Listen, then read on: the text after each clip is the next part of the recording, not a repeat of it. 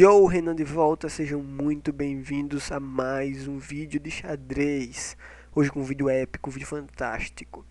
Hoje nós vamos a fundo numa partida incrível, uma partida surpreendente até o último minuto. A partida que você olha e vai dizer, caramba, eu não acredito que o jogador de brancas, que eu já vou dizer quem é, o jogador de brancas, que você já sabe, o campeão mundial Magnus Carlsen jogou essa partida. Eu não acredito que ele fez isso.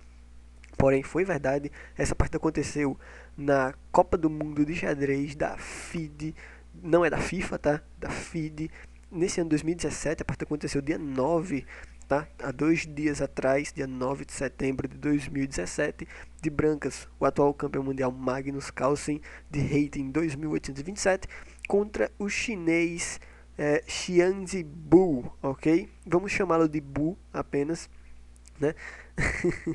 Tipo, tá, eu não vou ficar fazendo trocadilhos aqui, tá? Que o Bull deu um susto, tá? Tipo, fez Bull e deu um susto no Carlos, assim. Não vou ficar fazendo essas piadinhas bestas. Vamos direto pra partida. O, o, a Copa do Mundo de Xadrez, ela meio que reúne xadristas de vários países, tá? Se eu não me engano, são dois de cada país para representar e tal. E aí eles vão se enfrentando em fase de mata-mata. E tipo, quem perder o confronto, né? Cada um joga de brancas uma vez, e consequentemente cada um joga de negras outra vez. Quem perde é desclassificado, ou quem sai aí em desvantagem em alguma das partidas. Então, vamos lá. Olha só, Magnus Carlsen deu início à partida com E4, temos E5, e aí Magnus vem com Bispo C4, tentando evitar linhas do tipo Cavalo F3 e Cavalo F6. A defesa Petrov, que ele sabe que os chineses são muito bons nessa defesa, que os chineses gostam de jogar muito essa defesa Petrov para evitar essas linhas que são linhas que gostam de levar muito ao empate. Então Magnus decide evitar isso e jogando bispo C4. O Magnus já gosta de trazer de vez em quando esse bispo para cá para fazer com que a partida em si leve um pouco a linhas diferentes, não levando, por exemplo, a defesa espanhola, ou a defesa, ou a abertura espanhola, ou a abertura italiana, que são mais comuns.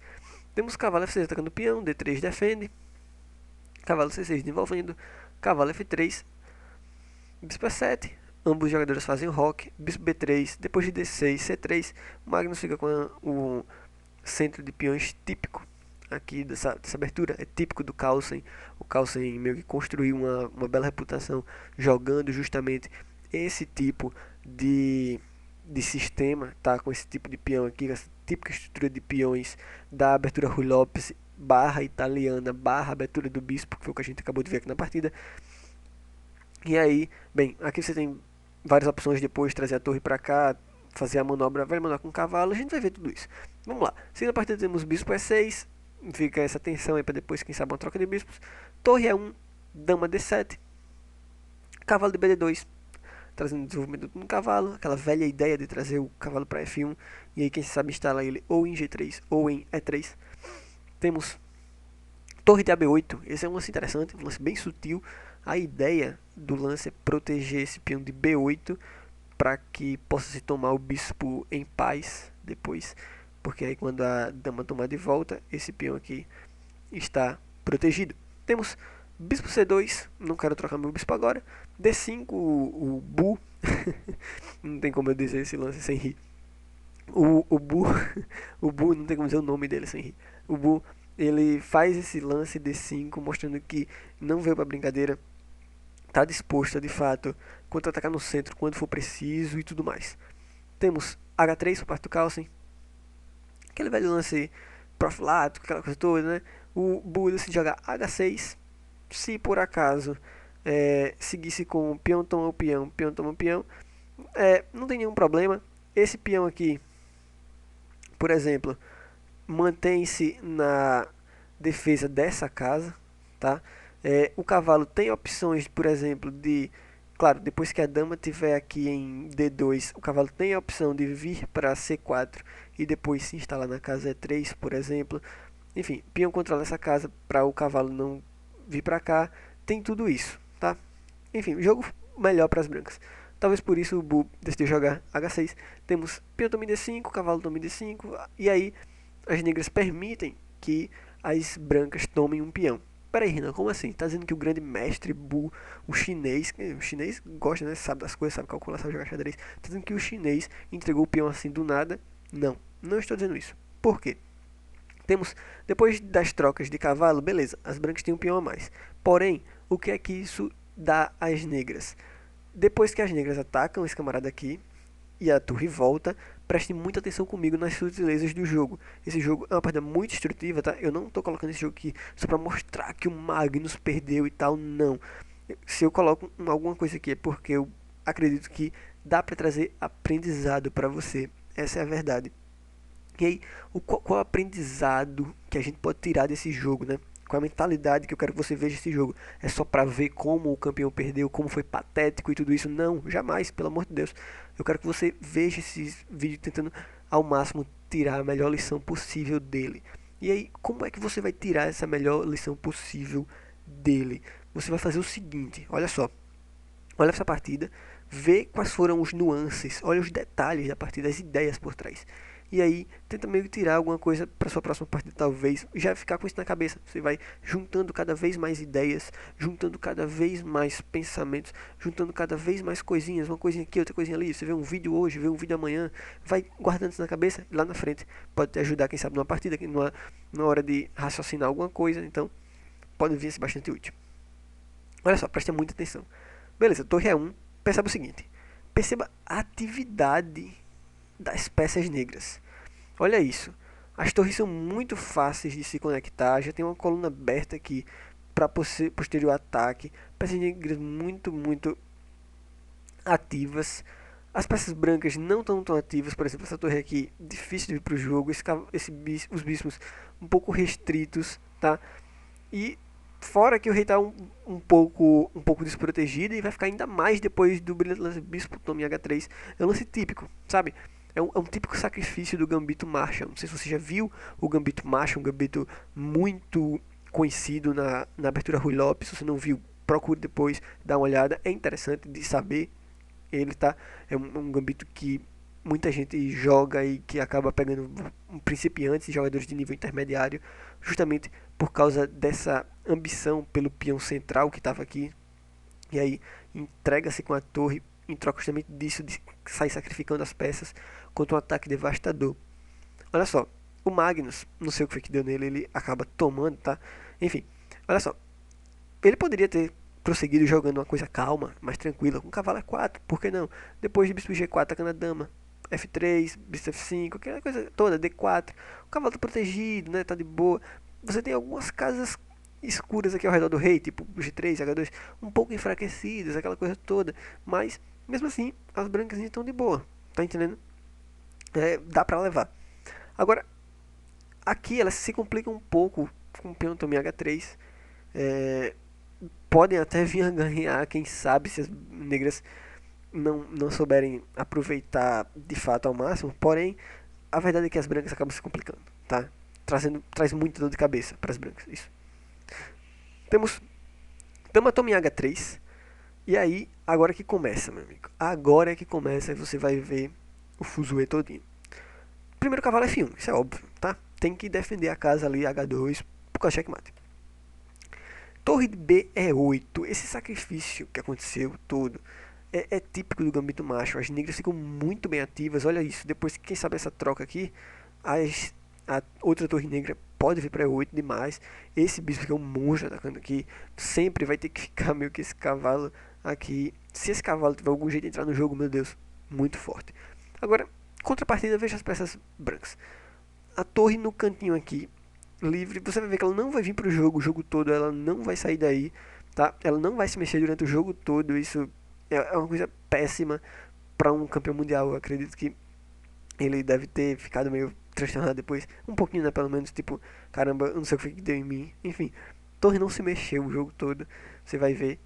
Enfim, as brancas ficam muito atrasadas. Fora que a comunicação entre as peças, ela é cortada. Olha só isso. Aqui poderia ser seguido algo tipo bispo D2. Se algo tipo bispo D2, só uma variante para você ter uma ideia, tá? Só para você ter uma ideia. Se algo tipo bispo D2 as negras têm um bom lance, G5. O ponto é, depois de D4, por exemplo, liberando um pouco mais o bispo, rei H8, saindo dessa coisa toda. Bispo B3, por exemplo, atacando o cavalo, simplesmente agora cavalo F4 e depois das trocas, G também F4 e o ponto desse G5, além, claro, de apoiar o lance para o cavalo para que ele possa ser trocado, é também abrir a coluna G para que a torre venha para a casa G8. E aí da casa G8 ela ataque, um ataque fulminante no rei inimigo. Seguiu D4 na realidade, abrindo para o bispo. Temos F5 e o ponto aqui agora que G5 não é tão bom por causa de bispo E4. E aí ele consegue chegar a tempo na casa G2 para defender a ala do rei. Então G5 não é bom. F5 foi o lance escolhido pelo chinês, que tem o controle da casa E4. Agora o bispo branco não pode ir necessariamente para a casa E4 agora, para fazer com que ele tenha a defesa da casa G2. Temos o bispo B3, cravando o cavalo, C6, F4. O ponto de F4 é o seguinte: o cavalo não pode se mexer ainda para capturar. E, ao mesmo tempo, quem sabe, por exemplo, trazer uma dama para cá, uma torre depois, para começar ideias de defesa na segunda fila. Temos rei E7, tá? E depois disso você vê que, beleza, ele meio que sai, né, para tirar a cravada do cavalo. E o que acontece é o seguinte: a questão aqui todinha das brancas é comunicação, sabe? As peças não conseguem se ajudar na defesa. De novo, não tem como as peças meio que vir para essa parte aqui do tabuleiro, que é a ala do rei, para defender o seu rei, tá certo? O computador ele recomenda aqui agora o lance torre E2. Diz que é um lance bom, que as negras podem, que as brancas podem até ter chances de defesa novamente. O ponto é, se a dama der o cheque em G4, jogar torre G2 atacando a dama, e agora o bispo está defendendo a dama aqui, caso ocorra a troca. Se algo do tipo, por exemplo, a troca de torres aqui, depois de torre tome F6, por exemplo, as negras têm boas chances, sim, novamente, as negras, perdão, têm boas chances de ataque, e as brancas têm um pouquinho de dor de cabeça nesse caso, porém, provavelmente esse lance torre E2 deve ser o melhor. O Magnus, entretanto, jogou bispo toma um cavalo em D5, óbvio, o cavalo estava ameaçando tomar ali. Depois das trocas, temos torre E3. A ideia aqui é, depois de algumas trocas, né, as brancas tentam fazer o possível, mas aí as negras acabam jogando G5. Isso é um lance muito perigoso. O Magnus, com certeza, aqui nesse ponto, já deve ter sacado já que deixou passar alguma coisa, ou olhou demais para algum canto e acabou perdendo a visão em outro, não sei. A questão aqui é que o Magnus perdia muito tempo em todos esses lances tentando se defender. Você vai ver que perto do lance 30 por aí, ele já não tem tempo, perto do lance 30. O que é ruim, né? O que é bastante ruim, porque o mais tempo só aparece no lance 40. E aí, enfim, é aquela coisa. A questão aqui agora é ameaças tomar aqui e abrir a coluna G para a torre entrar com um ataque fulminante. Se algo do tipo, olha só, tem umas linhas muito bonitas aqui. Por exemplo, essa linha aqui, ó, se o peão tomar em G5, as negras agora não tomam de volta ainda, mas sim F4, atacando o bispo. Se dama C2 cheque, por exemplo, com a ideia de defesa também na casa G2, torre F5 agora, torre temporariamente cravada, mas não tem nenhum problema. Depois de bispo também F4, troca de bispos. As brancas jogarem, por exemplo, torre E1, meio que parece que tá tudo bem, né? Essa torre, por exemplo, conseguir entrar aqui e aquela coisa toda, mas não. As negras têm um lance muito bonito para vencer nesse caso, que é bispo D2. E aí depois de, vamos supor, se torre vir para cá com ideia de defesa, a dama toma ali, né? Óbvio, esse deve ser o pior de todos. Se a dama tomar o bispo, torre toma em G5 com cheque, já era também, praticamente. Pode ver que não vai muito longe. E se o cavalo toma, aqui é muito mais lindo ainda, a dama faz uma pequena manobra aqui, dançando com o rei, e depois disso ela força dama G6, cheque, e aí aquele velho mate, escadinha, né?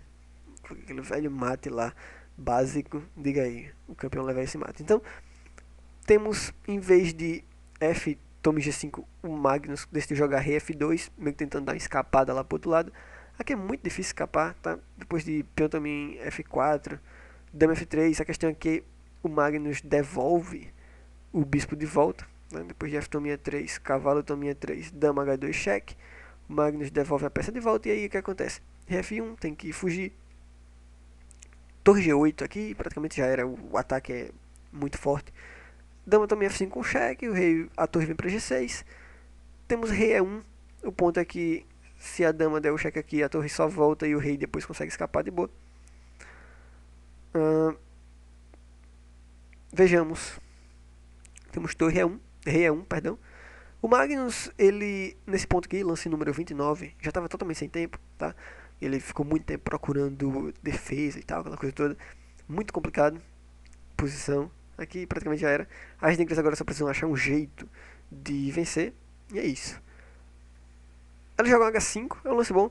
No pouco tempo que o chinês também tinha, claro, ele também deve ter gastado tempo procurando o melhor lance, mas isso aqui é um lance suficiente, é um jeito convincente de vencer, um jeito claro, conciso, bem tranquilo, olha só. Rei vai para D1 tentando fugir, não vai adiantar muita coisa. O rei vem para H6, liberando a torre para ela agir, de fato, agora tem que ter muito cuidado com essa torre. O cavalo vem para C2, manobrando para que ele consiga ter um certo... uma certa casa ali em E1, né? H4, o peão simplesmente desce agora e começa a ameaçar coisas de promoção.